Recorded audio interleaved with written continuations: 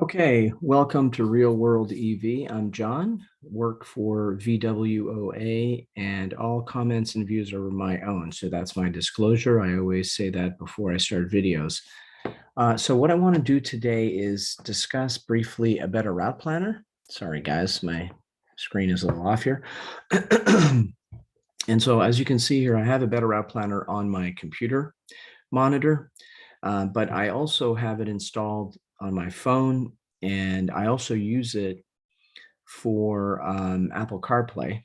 And I'm going to actually do some recording of that tomorrow um, for my work travel.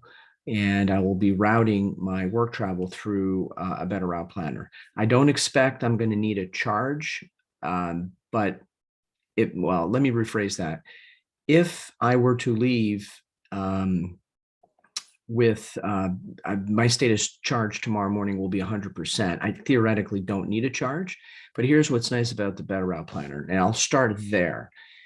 It allows you to set up a destination state of charge percentage, which means when you get to your destination, what percentage do you want to be at?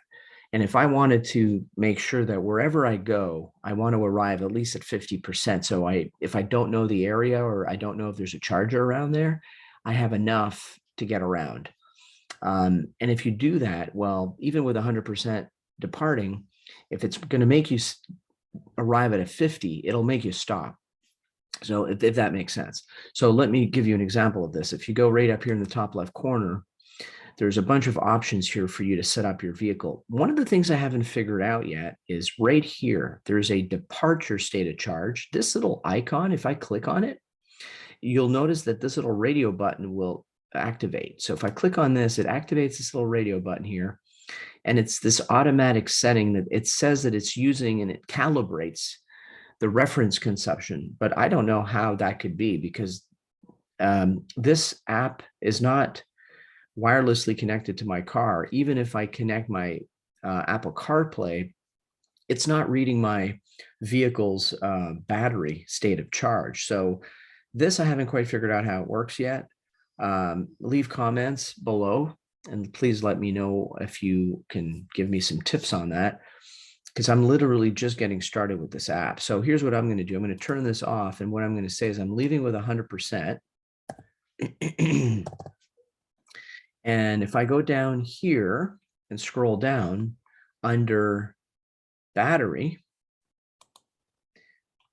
I have something called destination arrival state of charge.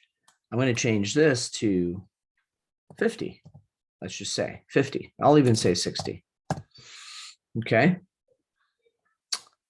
And there's other settings in here, right? You can have speed, there's vehicle information, road conditions. There's a lot of different data points. So if I have this built in right now, and I go back to this page, I've already typed in the destination for tomorrow. I'm going to hit plan route. So it's going to load the route from my home to my destination. Now, what you'll notice here is it's telling me that I'm going to need a 16-minute charge session on I-75. This is Electrify America. If I click on, well, I don't even have to click on it. It shows it right here. Walmart. Of course, it's a Walmart. It's telling me as of right now, if I left at 5 p.m., 5:17 p.m., I would arrive at this station at 7:55. I would stay for 16 minutes. I would go from 49% to 77%. And then I would get to my destination with 60% state of charge. This is what I really like about this app. If there's anything about this app that sort of stands out to me, it's this kind of technology, it's this kind of detail, because those kinds of details are really not available in any of the other apps that are out there, whether it's ChargePoint or the Electrify America app for that matter. PlugShare, some of the other ones, I haven't really noticed that kind of detail. Now, I will say that the map themselves are not great. Like my Apple Maps is way nicer when I'm traveling and using it. The guided directions with voice are much better. This is like a robotic sound when you're listening to it. In terms of the voice, you can't really change the voice. There's only one option. And also the turn by turn is not quite as detailed. I think they're improving that, but you got to consider you're spending $50 a year when you go to premium. And what that'll give you is all the features, but the biggest feature is being able to plug it to your Apple CarPlay and have it on your screen inside your car. If you don't pay the $50, you're going to have to use your cell phone, and it'll have to be, on some kind of a bracket in your car, and you'll be looking at your little cell phone screen. I like to be plugged into my Apple CarPlay and using my car's monitor. Okay, so hopefully this is helpful. It's a quick little update on what I'm doing in the morning. More of this video will continue when I get in the car and we actually get on the road and I charge my session and see how accurate it is in terms of the state of charge.